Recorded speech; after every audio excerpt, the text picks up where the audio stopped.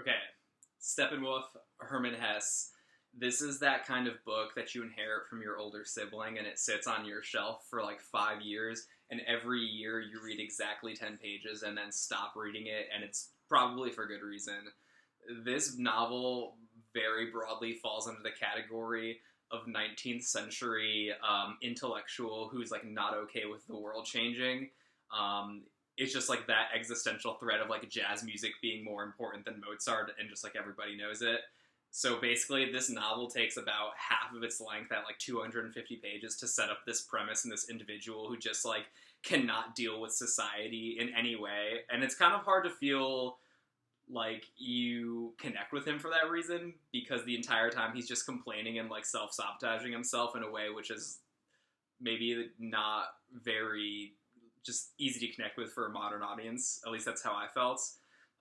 There's like really not a lot of action that kind of happens. Like basically the most exciting part about this is he gets drunk one night and like meets this person who introduces him to this world of like art and music that he's not really familiar with, that the modern world is developing, and it kind of brings him into this new world that he's kind of sworn off.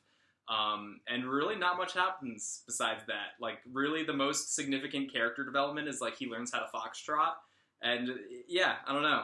Honestly, maybe as high as a 6. I would not necessarily read this again anytime soon, but I wanted to be kind to it, especially given that it's like culturally related to the 1960s, because a huge part of this book is talking about class in Germany, and specifically like the bourgeoisie. So all the counterculture kids on drugs were like, this is clearly going to be a novel that I connect with. So yeah, would not recommend, honestly.